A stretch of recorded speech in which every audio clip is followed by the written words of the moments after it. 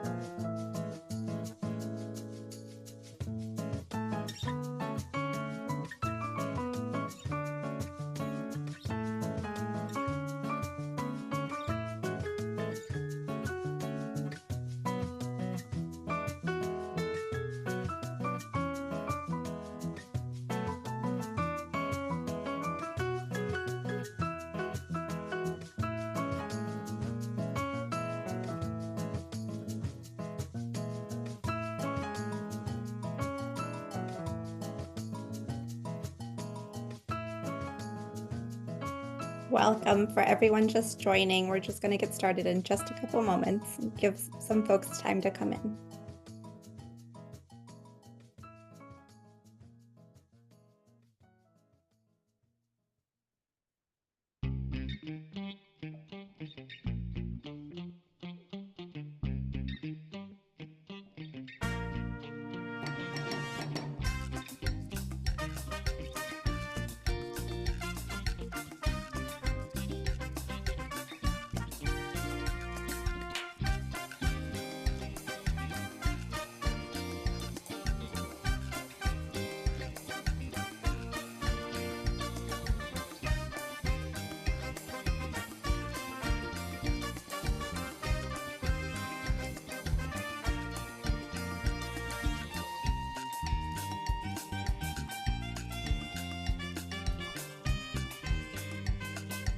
I'm glad you like it.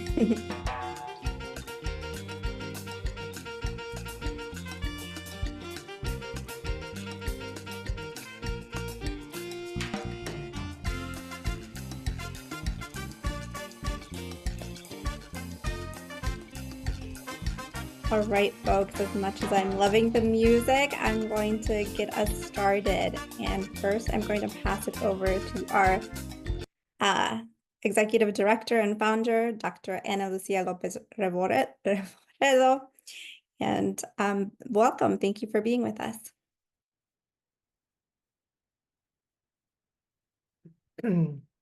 Thank you so much, Violeta. Thank you so much. Hi, everyone, and welcome. Bienvenidos, bienvenido. My name is Ana Lucia Lopez Reboredo. As Violeta just said, I'm the founder and executive director of Jutina ICO, and I'm so excited to have you all here today. I want to start by thanking you for taking the time to join us. Whether you're new to our community or have been a part of our journey from the start, we're thrilled that this space is a space that you're wanting to spend your morning in. For those who may not know us well, Jutina ICO is an organization founded to celebrate and elevate the voices, stories, and heritage of the Latin Jewish community. We've been on a mission to nurture Latin Jewish identity, community, leadership, and resiliency, creating programs and initiatives that empower our diverse community and build bridges between the Latin and Jewish worlds. For 5 years, this month, it's our birthday, we've been celebrating the rich cultural mosaic that defines who we are, honoring our traditions, our struggles, and our accomplishments as a community. Our work goes beyond just connecting people. It's about creating a vibrant, inclusive community where our shared histories and experiences can thrive. In just a moment, I'll have the pleasure of introducing to you my colleague and dear friend, Dr. David McCarty-Caplan. But before we get there, I'm excited to share some important news with you. Today's event marks the official introduction of an exciting new initiative from Jutina ICO, known as the Jutina Institute. The Jutina Institute is designed, yay, let's clap. The Jutina Institute is designed as a research center with a mission to deepen our understanding of Latin Jewish peoplehood. Through research, data, and storytelling, this initiative will help us capture the diversity, complexity, and richness of our community on a national scale. Our goal here is to provide valuable insights into the evolving identities and experiences of Latin Jews, ensuring that our voices are heard and our stories are told in ways that shape and inform broader conversations.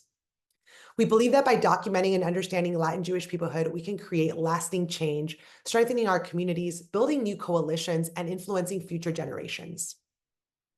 And now, it's my honor to introduce to you Dr. David McCarty-Caplan. David is an incredible researcher, educator, writer, and consultant whose professional experience centers around identity development, supporting underserved populations, racial equity, and the pursuit of social justice. Born in Bogotá, Colombia, and adopted by a white Jewish family in the United States, David's lived experience as a Latino, transracial, and transnational adoptee has profoundly shaped his personal and professional interests. His work is increasingly dedicated to adoption consciousness and education, with a focus on identity development, race, religion, and belonging. With his combination of lived experiences as an adopted Latino Jew and his professional expertise as a social work researcher, David brings unique and invaluable insights to his projects. And lastly, but certainly not least, this groundbreaking study would not have been possible without the Jews of Color initiative. Their unwavering commitment to amplifying the voices and experiences of Jews of color made this research a reality. We are deeply grateful for their partnership and vision as they continue to champion the importance of research, education, and community building in pursuit of a more inclusive and equitable Jewish future. So without further ado, I'm going to hand it over to the incredible Dr. David McCarty-Caplan. Good morning, everyone. Thank you so much, my dear Ana Lucia. It's an honor to be here with you all. I couldn't be happier to be able to share this experience with everyone who's here today who made time in your day for this kind of conversation. I'm going to go ahead and share my screen. Just so you know, I'm going to be sharing some stories, some research findings. We're going to be talking with some other adoptees that were part of this study. And at the end of our time today, we're going to have some time for discussion and question and answer. So as things start bubbling in your mind, if you want to take some notes or write down a question or two or throw them into the chat, when we get to the end of our time today, Ana Lucia will be guiding us through some Q&A. So just so you know, that's what's coming. And if we're ready to rock, I will share my screen. Okay. Can everyone see this all right? Okay, here we go. So I wanted to begin today with a little bit of a story about who I am and where this research began. When I was a kid, I was incredibly involved in my Jewish community. I was bar mitzvahed at 12. I was the president of my Temple youth group in high school. That's me right there, front and center. I went to Israel as part of a teen tour with 500 other American Jewish teenagers. I mean, I was engaged in my Jewish community. Also, at around the age of 12, I started introducing myself in Jewish spaces in somewhat of an odd way. I would say this. I would say, "Hi, I'm David. I'm the only Colombian adopted Jew you'll ever meet." Why? Why would a young kid like myself introduce themselves in a Jewish space in this way? Well, it was in large part because at the time, I really thought it was true. You see, I was born in Bogotá, Colombia, as Ana Lucia shared, and I was adopted when I was just 3 weeks old by my father, Bob, and my mother, Anita, and my dear sister, Julia. I was raised, protected, educated by an amazing white American Jewish family, and I was loved. I was also a Latino adopted Jew, and I really had no idea that there were any other Latino adopted Jews out there. I had no frame of reference for what Latin Jewishness looks like, Latin communities of color, Jewish communities of color look like. I had no racial mirrors in my family who could prepare me for the experience.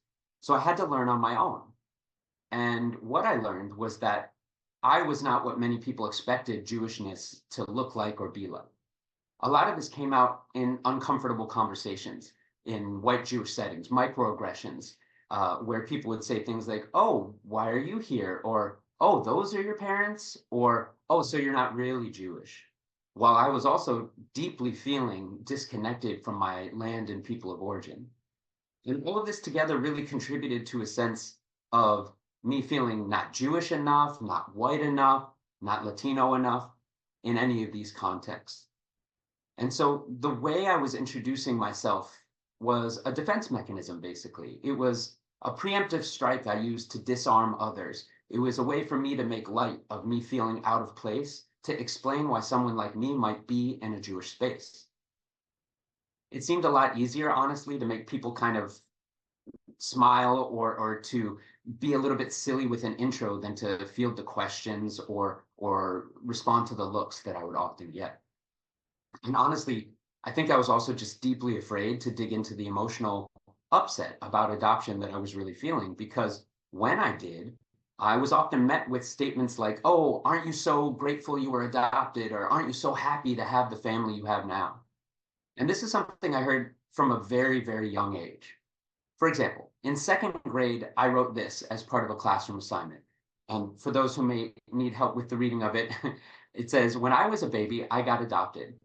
I did not get to see my real mother. I want to see her, but I do not know if she's alive. I was 7 years old when I wrote this. And my teacher's response to this expression of loss and pain and hurt and longing was to write, isn't it great to have a wonderful mom and dad now? And that's not wrong. It's just only part of my story. Statements like that made me feel like I couldn't actually share the depth of what I was going through. It kind of made me feel like in order to be accepted, I had to be quiet about what I was feeling inside, because doing otherwise might scare some people away. But the truth of my story is that it also includes the fact that adoption is a deep trauma. I mean, I was separated from my mother at a profoundly vulnerable moment.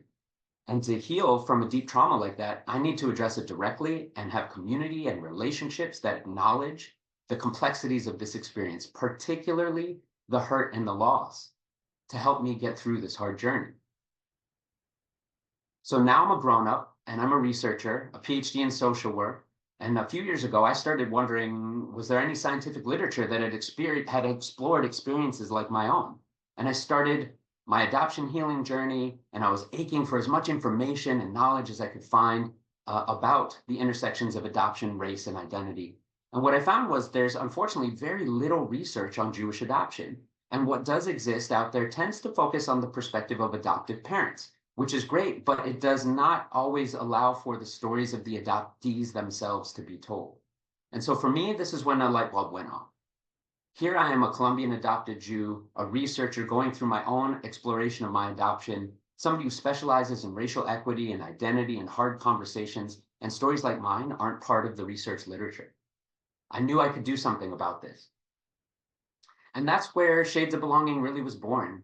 It was an intention to create research to explore the experiences of adoptees like myself, to examine the intersections of race, religion, and adoption in a way that truly tried to center and lift the voices up of adoptees. And I needed help.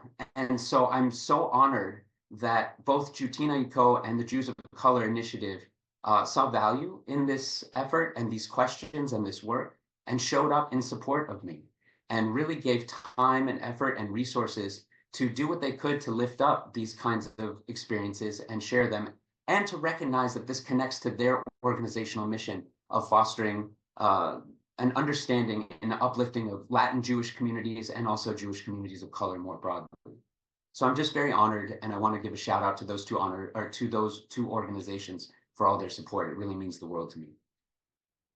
Okay, so I got some funding, I got some support, so I was like, okay, let's start with a quantitative survey. So I started to design this electronic survey, and I used it to ask a ton of questions. I asked questions about race, about family, about adoption, about Jewish identity, about Jewish experiences, belonging, etc. There were over 60 questions that I put into the survey.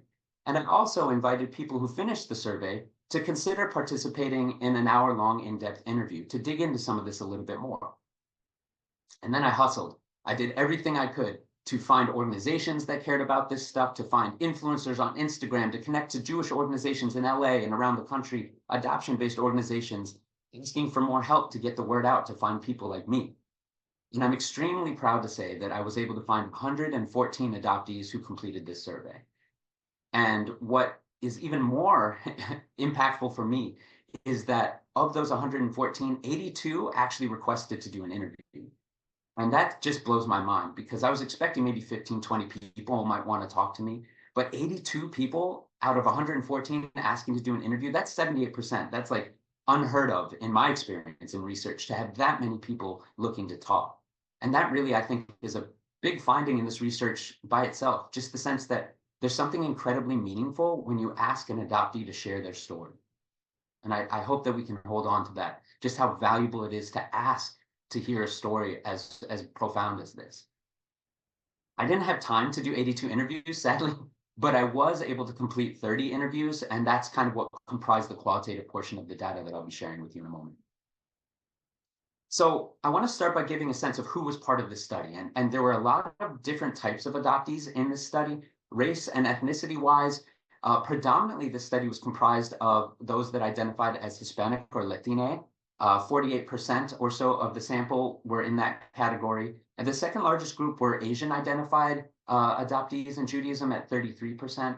But I also want to call out here that the numbers in the middle do add up to more than 114. That's because I allowed people to select multiple categories.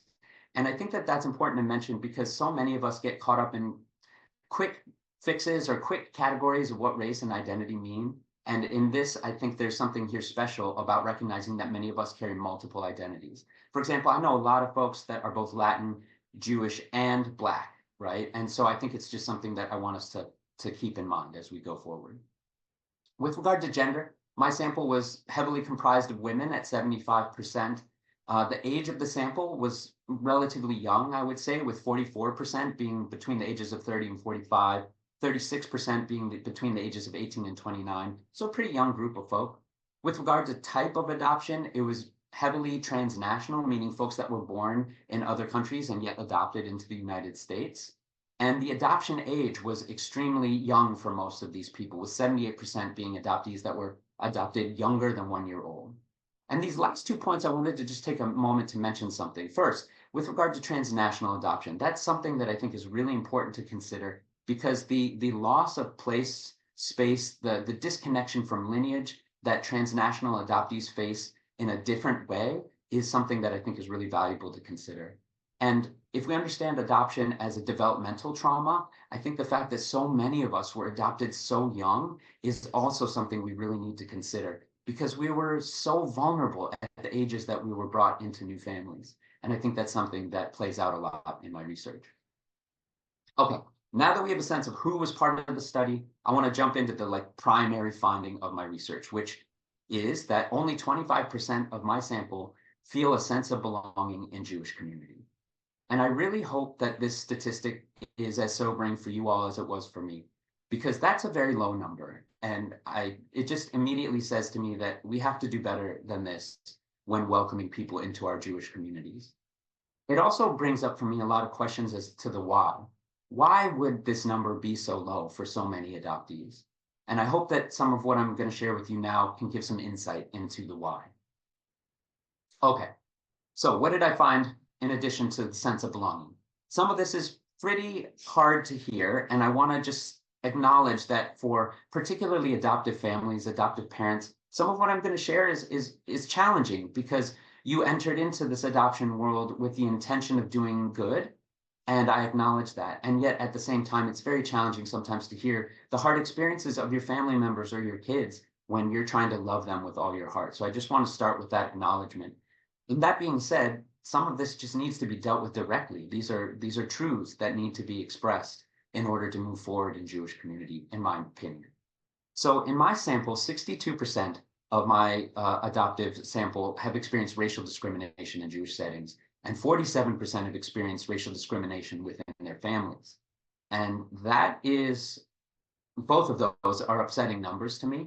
And I think that that's something that we really have to grapple with if we're going to improve upon the situation in the future. Specifically, how are we dealing with racial inequity and racism in our communities and families? In my sample, 86% have felt disconnected from their racial identity, and 80% have felt disconnected from their Jewish identity. Those are extremely high numbers, and that really resonated with me, feeling like exactly what I experienced as somebody who never felt Jewish enough and never felt Latin enough. That seems to be something a lot of Jewish adoptees, excuse me, have gone through. 47% of my family, or my sample, do not feel comfortable in predominantly white Jewish spaces, and 64% do not feel accepted by white community. If we understand that the great majority of Jewish spaces in the United States are predominantly white or white presenting, this is also a troubling finding that with so many adoptees of color being brought into Judaism, they still don't feel this degree of acceptance or a degree of comfort in the communities that we've brought them into. 57% of my sample feel their race is a barrier to engagement in Judaism, and 65% said they feel that the Jewish community is addressing race and racism poorly. These two findings to me really speak to not only the experience of barriers to engagement, but also just a direct ask from adoptees to do better with regard to how we're addressing these issues in Jewish spaces. And that's something I really hope we can all work on together. I also wanted to ask some questions about community connections and networks for adoptees. And so I asked everyone, do you know many other Jews of color? And do you know many other Jewish adoptees? And what I heard back was that 62% of my sample do not know many other Jews of color, and 54% do not know many other Jewish adoptees. And that really resonated with me as well, as I said, somebody who felt like they were the only one for much of their life or didn't know any Jews of color as a kid. This is something that I know is not actually the reality. And it seems to me to be a call to action to help us find each other and find community where we see ourselves reflected, because we're out there. So the interviews that I conducted, the 30 interviews I mentioned earlier, really seem to supplement some of the quantitative findings I just shared with you. And across the 30 interviews, I identified 6 emergent themes that really spoke to me about what the experience of being a Jewish adoptee looks like for many of us. And the first was that adoption for many people was expressed as a profound life struggle.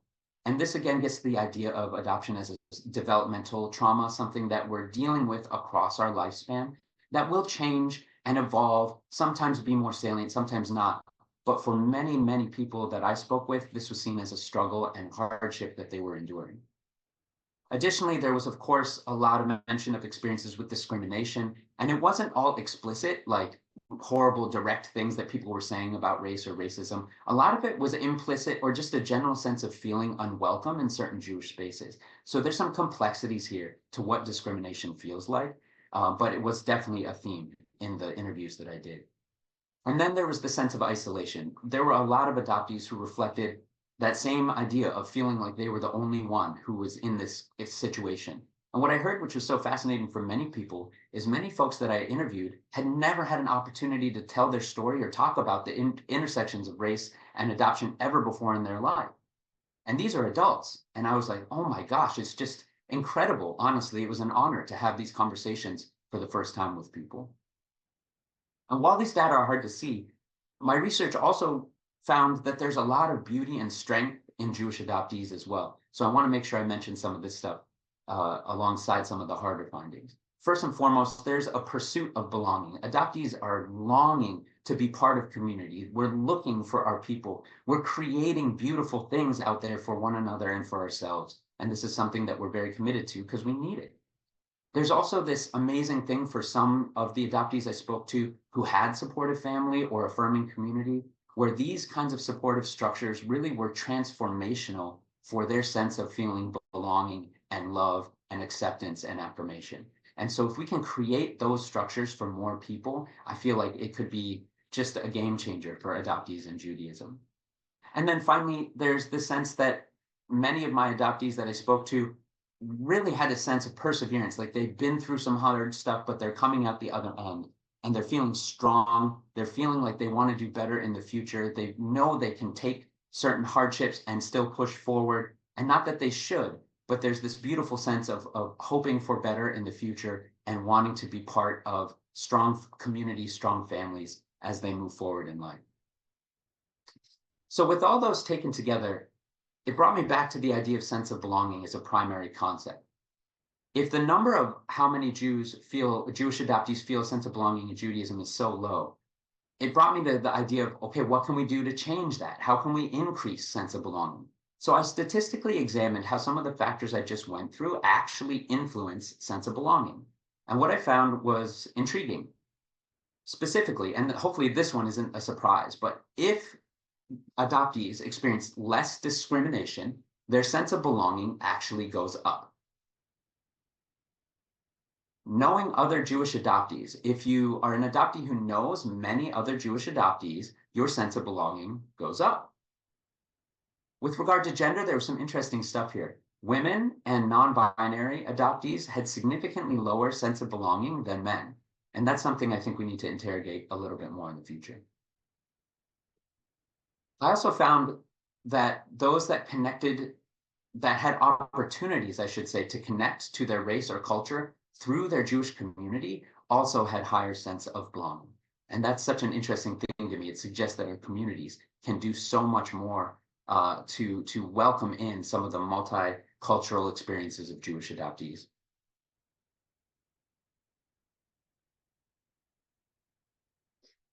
And then there's this issue, and this one's kind of conflicting for me, the comfort with predominantly white Jewish spaces. What I found is adoptees that felt more comfortable in white Jewish spaces also had a higher sense of belonging. And this one, I'm not quite sure what to make of this, because I don't want to suggest that it's the adoptee's role to have to feel comfortable in white Jewish spaces. I think it's actually the other way around. I wish that our emphasis was on having Jewish communal spaces working to earn the respect and comfort of adoptees in their communities. But we can talk more about that. So taken all together, this really gets us to the place of what am I asking of you, or what can you do about this? And for the non-adoptees out there, I just want to say there's so much that I believe you can do to help in this context. And the first, of course, is to directly address racial discrimination and white privilege in Jewish settings. Listen to adoptees and JOCs and believe what they're saying. Take some action in learning more about race and racism and how it intersects with Jewish communities and Jewish identity. And a part of this is also about inviting JOC organizations like Jutina and JOCI, amongst many others, into your Jewish communities to share their experiences and share their great knowledge and expertise to be part of this organizational network that is really working on this stuff across the country.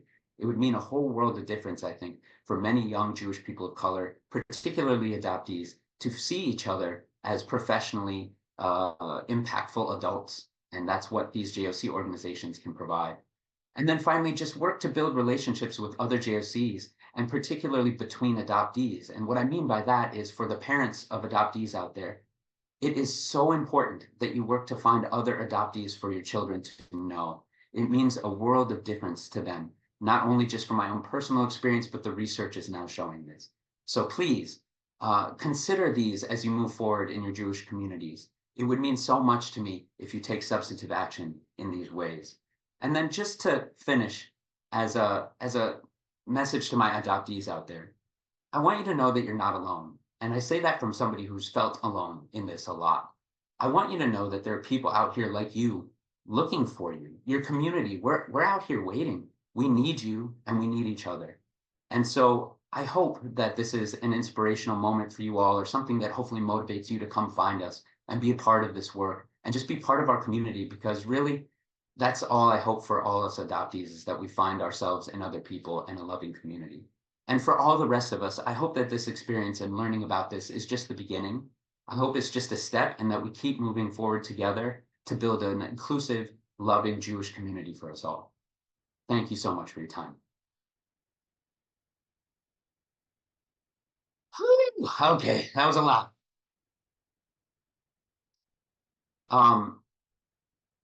I want to just take a moment and say thank you again to everyone who helped me work on this stuff.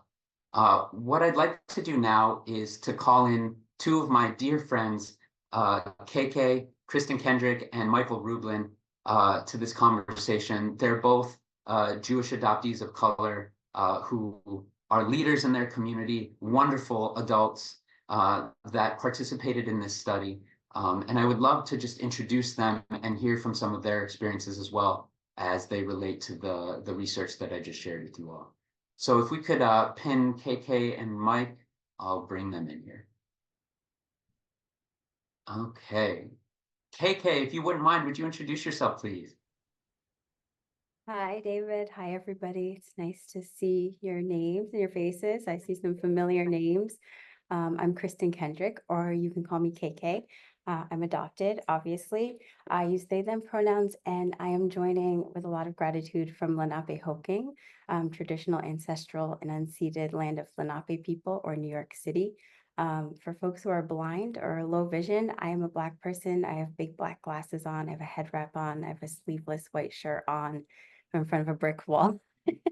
You know, I'm the VP of Diversity, Equity, and Inclusion at American Jewish World Service, or AJWS. So, acknowledgements are my, that's my jam. And I'm honored to be included here today. Thank you, David, so much for this work. Thank you, Jutina and Lucia, Violetta.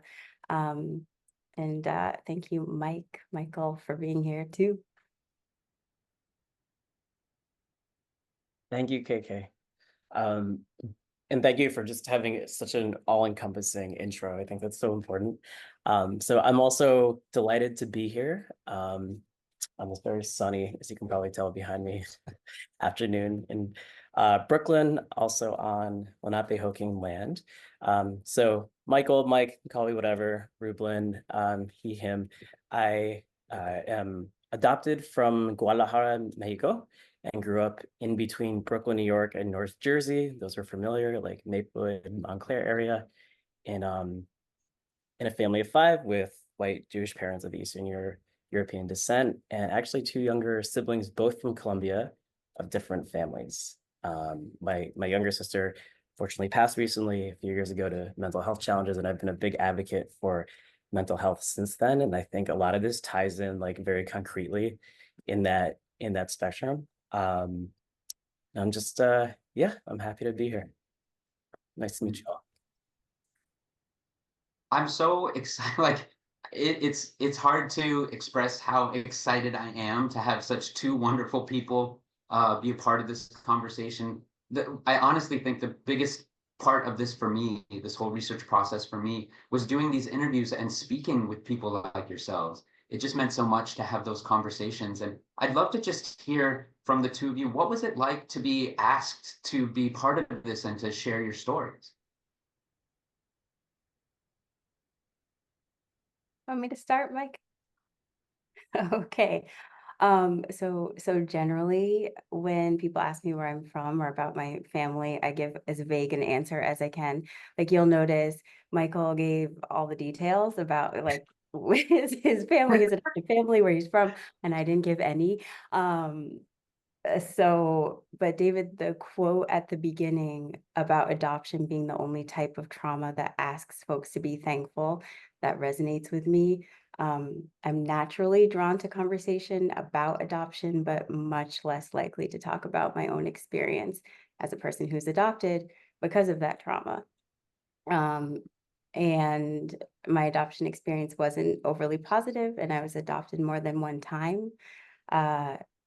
So when I talk about or think about being adopted, like I have a stress reaction, like I'm having the stress, like y'all are witnessing the stress reaction right now. Like I can feel it in my chest, it's heavy in my lungs, in my throat, behind my eyes. My body holds the trauma of multiple levels of loss and separation. And also I can mask, and I can move through it quickly because I'm used to it. So, but David, when you asked me to participate in this research, I felt that, but because you're also a transracial adoptee in Jewish space, there was an understanding of those feelings and that experience that allowed for safety and the possibility to be able to speak openly and safely. And then to be interviewed was good. It was good because David, you're really good at what you do. And for me, it was unexpected. You're welcome. I think everyone on the screen knows that. For me, it was unexpectedly healing, and I found myself talking about experiences and thinking about those experiences in ways I hadn't previously, because of some of the questions that were asked and the energy that was in the space. What about you, Mike? I think I'm now noticing we had a very similar experience, and kind of what maybe similar to you was being brought up right now. My body it's a mix of I wouldn't say anxiety, but like a nervousness, right? That I feel. And also like feeling excited. And it's the same feelings I felt when David approached me about this interview and then just starting the interview, which was so eye-opening. Because I was excited at the time because I was engaged in this year of like really personal transformation. Just like a lot going on health-wise and just kind of like finding myself more. And I just kind of rode with that energy. And at the time I was nervous because I knew it would open up this container that hadn't been open in several years, like another phase of my life. When I explored the idea of like finding and connecting with with my birth parents. And it kind of had me, the questions, David, I mean, it almost didn't feel like you were just asking questions. It felt like a conversation. And being interviewed by someone who's also transnational adoptee was, I think, very validating. And, to echo KK, like you're just very good at it. And you'd make an amazing clinician. You were, yeah, just very validating, normalizing, and just, actively listening. And I haven't had that experience with just in connecting with others around that in a very long time. So it was interesting. It was an interview for this project, but I also felt just very connected, and like I had gone to this like 6 sessions of really solid therapy just by talking for an hour. And I know we talked a little bit longer. So that was just like a really beautiful moment. And it had me thinking like where I had masked at times, just this fear of abandonment that had come up in therapy at some point. I just brought it to the forefront, and I may have cried a few times, and definitely after, and which it was just so cathartic. Um, so I just really appreciated it, and hearing even now like all of the findings brings up a lot of beautiful and anxious and sad and all the above, the complexity of human emotions. So thank you. Shout out. Yeah. Mike, thank you so much for sharing all of that. I just love hearing from you both. Mike, what you said at the end there actually brought up another question for me. What about because you participated in the study, both of you and KK, but you haven't heard all the results yet. We did a live event in May here in Los Angeles. Thanks again to Jutina and JOCI for funding that. That was such an amazing day. Some of you were there, and thank you for showing up twice for this conversation if you were. But for many of you, Mike and KK specifically, you weren't there to hear some of the results yet. So this is kind of like your first time hearing what I found. I'm wondering if any of the findings have jumped out at you at all. Is there any specific things that are coming to mind? Mike, I think you get to go first this time. A few things did, but I think they have this something in common that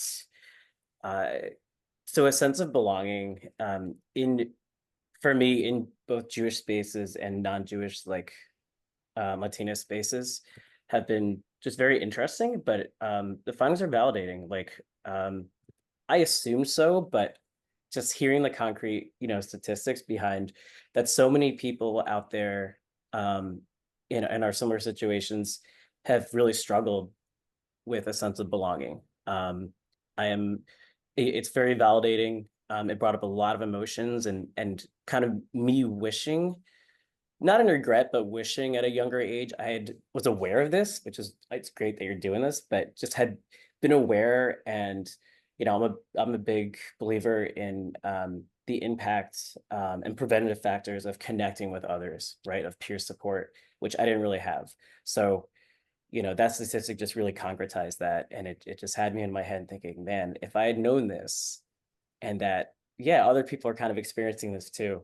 And this kind of like lack of sense of belonging, or how to actually define it. Sometimes, something's happening in our brains and we don't really know how to label it or understand it. It would have been really, really, really helpful. And also just, and not entirely surprising either, but wanted to call attention to, that certain identities, unsurprisingly have felt maybe across the board, like a less of a sense of belonging, especially for, women, non-binary people. I'm light-skinned, brown. I found that's impacted the way I've felt a sense of belonging in white spaces compared to someone who's maybe darker toned, right? And that's, Yep. I don't know if the privilege is the right word for that, but yeah, for lack of a better word, even when things have kind of been, there's still it's different comparison. So those two things struck out to me. Thanks, Mike. Yeah, all the same, like similarly, Mike, like it was a powerful thing to see on paper or on screen, whatever, that only 25% of Jewish adoptees of color felt a sense of belonging in the Jewish community. And I think what you said, Mike, about like, wishing you'd seen this, wishing, to have that community, I think, yeah, that was the biggest thing. And yeah, just thinking about our Jewish spaces, our communities, families who are considering adopting, that folks see this data and begin to understand that, there's so much intersectionality present, no matter the identity, and Jewish folks are not a white Ashkenazi monolith.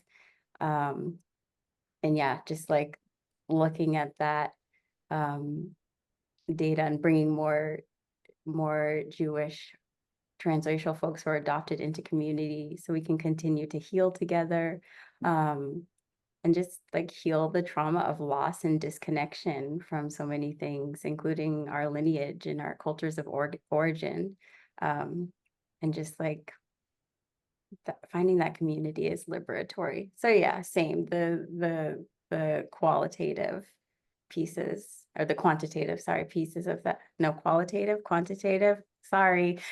No, I'm confused, of the data were the ones that stuck out to me the most. Yeah, and that's partially why I wanted to have a mixed method study that included both quantitative and qualitative data, because there's so much richness in the individual experiences and the narratives that I think are so profoundly intriguing for people to engage in these conversations. I mean, the trends and numbers are great and important to have, but there's something really personal about these experiences that I really wanted to have an opportunity to explore. That being said, I wanted to actually take a second to talk about the measure of sense of belonging. I didn't have time to dig into it too much, but I wanted to mention that I didn't ask simply, do you feel a sense of belonging in Jewish community? I used an existing measure called the Belonging Barometer, which is a validated measure of belonging that you can use in almost any community setting. And so I set it up to be used in this setting of Jewish communities and adoption. But it's 10 different questions that ask about things like, can you show up as your authentic self in this community? Do you feel like your voice is heard and valued? Do you feel like you have relationships that are meaningful to you? So it's 10 different items that have been collected to overall allow for the creation of an overall score of belonging. And I think that that's important to measure because it's deeper and more complex than just simply asking, do you have a sense of belonging? You know what I mean? But thank you so much. I think that your insights and feelings about this are really important. I wanted to end kind of my questions for you by just asking the interview question that I enjoyed the most was the last one that I asked of everybody, which was some of the quotes that were shared at the beginning of this presentation. And it's the question of, if you could go back in time and talk to your younger self about what you know now regarding your identity and your adoption, what would you want to tell them?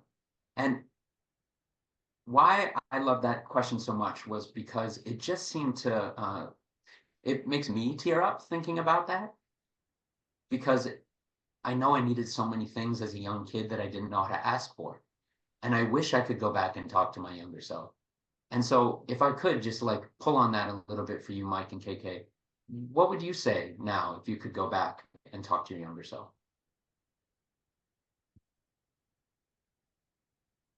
I mean, isn't part of therapy like talking to your younger self? So we still get to talk to our younger selves. If I were to talk to young KK, I would give them all the hugs. I would tell them that feelings are real and identity can be fluid, and that they aren't alone and they won't be alone. And I would also tell them that matzo ball soup is actually really good when it's made by someone who knows how to make it. Because when I was younger, I never had good matzo ball soup. And I think it's Well, like the black flavor in the soup that it needed. I was raised by white people. Not that white people can't make good matzo ball soup, but you know what I'm saying. so much, KK. What about for you, Mike? It seems like a cop out, but I resonate with everything you said. I was thinking kind of it's that hashtag, it's okay to not be okay, right? I feel like it's apropos for, World Mental Health Day coming up and all that. But I think just someone to listen, and to, when you're younger, it's a crapshoot. Like I didn't really know, as I think David, you were mentioning, like how to ask or even know what to ask, right? Your whole world is there's so much undefined, especially at a very young age when I was first starting to like process and navigate this thing that is adoption. And I think I would tell myself, like, listen, it's okay. And also give it some time, right? So outside of this, I found like kind of a spiritual renewal in in Judaism in the past, actually just like year or two. And I found some great communities, in the past 2 years that have been really not just accepting, but like very welcoming and are like doing that work, like really, really doing that work. And yes, they have a long way to go, of course, like everyone, but they're kind of killing it. So I'm in a pretty good place, and I wish I could tell my younger self, like, give it some time, you'll find it. Give me all the hugs, and it's a journey. Just and seek out others. I don't know if I would know at that age how to seek out others, but I remember at some points I met other people that we never got in discussion. It was kind of like hush hush, but looking back, I'm like, yeah, they were also Jewish adoptees of color, and take that time to actually like connect and just make those, bridge those gaps. Mm. Yeah, I love that. Thank you, Mike. Thank you, KK.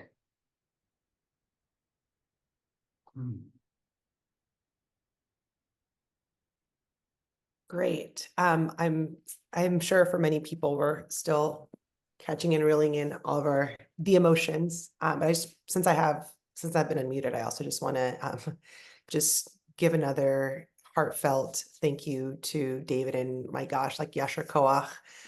Folks who didn't know, David was like, "Oh my gosh, he was so nervous," but I was like, this is where you just shine." And I just wanted to let you know how much we all see that, and having KK and Mike on here to just confirm how powerful the study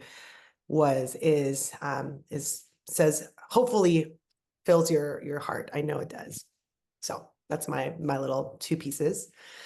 There's a couple of questions that have come in, and I want to ask them. Some of them are related to the study, some of are related to the experience of being a JOC adoptee. I'll start with the first one, which is around geographic location. That's probably to do a little bit more with the study, but I think KK, David, Mike, you can add just based on your own experience here. And the question is, was there any indication regarding impact of geographic location of where adoptees are raised and their sense of belonging? For example, being raised on a coastal city where there tends to be greater diversity versus being raised in the Midwest or South. Yeah, it's a wonderful question, and I didn't have data to really dig into that. I asked folks where they were located, but the options were just within the United States, Canada, or farther abroad. And it's something that was on my mind to explore how this might be different based on what city you're in. And so quantitatively, I don't have anything really to answer that question with. Qualitatively, I heard a lot of differences based on people being in large cities with more diverse communities, and how much that meant to people to see racial mirrors of themselves around, even if it wasn't in their families, versus folks that were raised, let's say, in more rural communities or less racially or ethnically diverse places, where those opportunities were in great need and weren't always present. So I think based on the qualitative conversations I had, if I were to do this study again, I would ask more specific questions about location and see if that played out at all. Great, thank you. I don't know. I'm going to go to the next question, just because I want to make sure that folks get the opportunity to answer.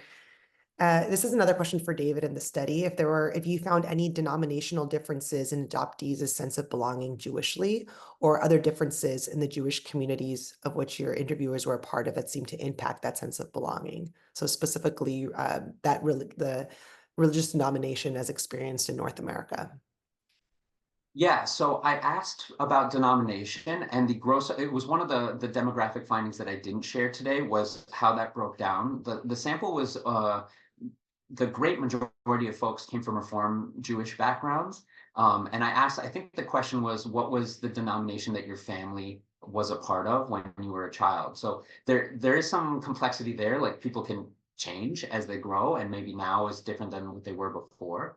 But when I looked at denomination, there was no direct effect of denomination on sense of belonging, at least in these data. So when I ran the multivariate regression of kind of what are the influences that change belonging, that wasn't part of that because I didn't see any significant impact of that as a direct effect. I do think that there is some space to explore that because I know that there's differences that I've experienced on an individual level, and I kind of feel like that is deserving of more attention. Just in these data, I don't think I had essentially enough folks from a variety of different denominations to really catch what might be there beyond the sense of what error might have shown up accidentally. Great, thank you. Oh, one other thing. I'm sorry. I did measure kind of a sense of, does an adoptee feel their Jewish community is diverse in regard to racial ethnic diversity, broadly speaking. And that was really interesting because there was a relatively low sense that Jewish communities were diverse overall, that adoptees were part of. And that did get included in the multivariate regression I ran. And interestingly, the diversity of the community that an adoptee was in did not predict higher or lower sense of belonging. And I thought that was kind of interesting because honestly, my assumption or my hypothesis was that the more diverse a community you have, the more of sense of belonging you might experience. And with all the other variables that were included in there, I was more shocked that a person's sense of comfort with whiteness was more predictive of a sense of belonging than the diversity of the community they were in. And that's something I really hope to think a lot more about as I dig into this in the future. Yeah. Fascinating. There's another question specifically, and this is a little bit related. So someone's really interested to hear more about the differences found between adoptees of different national and racial backgrounds. And you just alluded to this a little bit in terms of like one's relationship or one's connection to proximity to, however, I mean, all of those things are different experiences to whiteness, but yeah, specifically the way in which race impacts race and national background impact that sense of the experiences that adoptees had. Yeah, and this is something I would open up to Kristen and Mike as well for their experiences, but the quantitative piece of this didn't have anything that showed up as particularly significant in that regard. I do think that in the interviews that I did, there was a lot of talk about essentially what Mike alluded to before, degrees of privilege based on melanin or skin color that people have experienced. And I can say confidently that of those that I interviewed, those with darker skin or more traditionally indigenous presenting features have had harder times fitting into Jewish communities. And I know as somebody who, my mom always used to say I have a face of 100 nations, which is something I loved as a child. People often don't know what I am when they look at me. And so when I talk about my Latin identity, one of the microaggressions I get so much is like, oh, but you don't look Latin, or you could be Jewish, or you could be Middle Eastern, or like all these other things that people say to me with the intent of being like, you could be one of us, which kind of suggests in the moment when I've been talking about my desire to be identified in Latin community, it's telling me you weren't listening to what I was asking for. Like, don't discount my Latinidad, please. Like, I need to know that I belong in the community I was born in. And some of what I've experienced in Judaism that has been so positive is certainly because I think I pass in certain ways in some places. But I'd like to ask Mike and Kristen how they feel about this.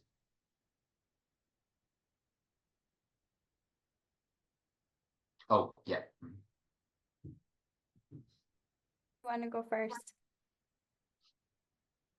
I mostly would just echo what David suggested. I think, yeah, I've definitely kind of passed, right, in certain communities and certain settings, and um, less so in others, or just, yeah, felt naturally more a sense of belonging.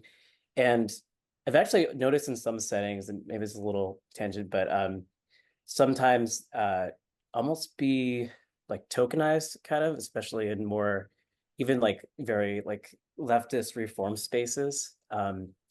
Just a whole thing, but it can kind of go either way for someone of like my skin tone, I think, and like the way I present myself and all that stuff. Yeah, I mean, I mentioned I was raised in rural Vermont in like the 80s and 90s. So there's wasn't a lot of passing that I did because I didn't see another Black person for like years. So I didn't even, yeah. So so that was an experience. And for the person who asked, and that's what I thought of as just like there was just such a stark difference that it was like a constant feeling of other, and it was a constant sense of being on the outside, not because of Jewishness, but because of that, because of the very obvious visual difference of Blackness against a sea of whiteness for like miles and states. Yeah, yeah, that resonates. Thank you so much for sharing that.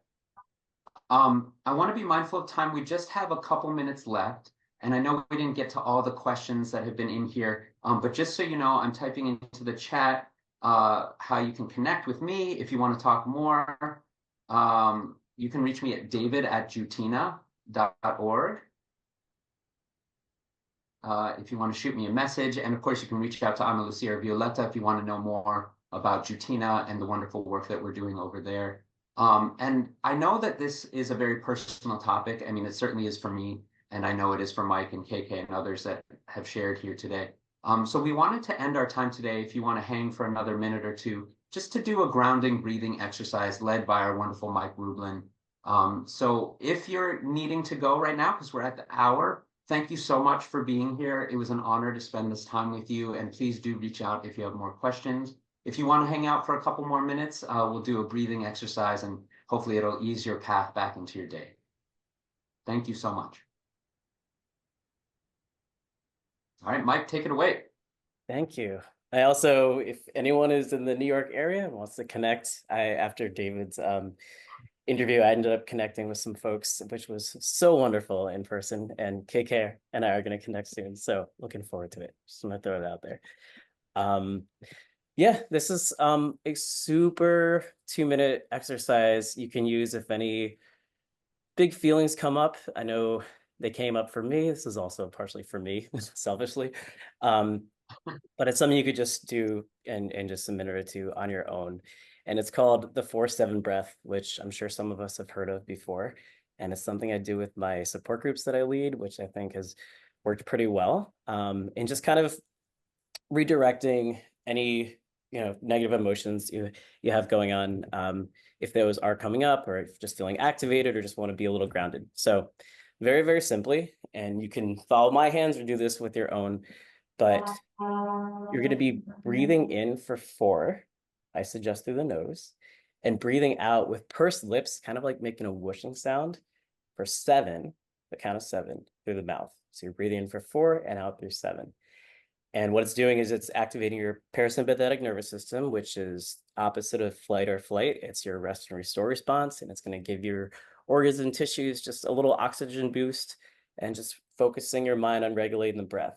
We add a little part to this to really get that kind of somatic experience and really delve in by using your hands and breathing in conjunction with your hands. So it's like an expanding balloon and going back in.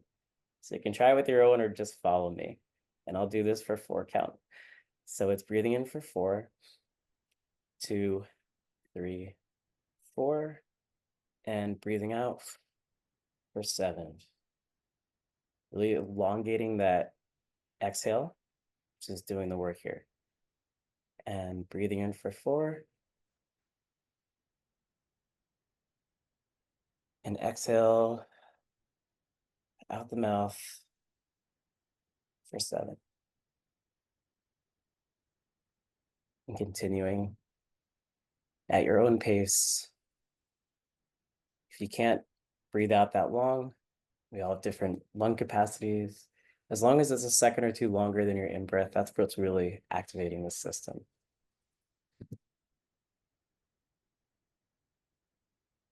Just want to continue that for 2 or 3 more breaths on your own. You can repeat after me in your head. I am full of compassion towards myself in this moment. I am here in my body. I can feel anxiety and courage at the same time. And I open my heart to acceptance. I am stopping. I am breathing. I am balancing. I am appreciated. I am supported here. I'm not alone. I am calming my system because I am enough. I am absorbing love. I am renewed. And I am powerful.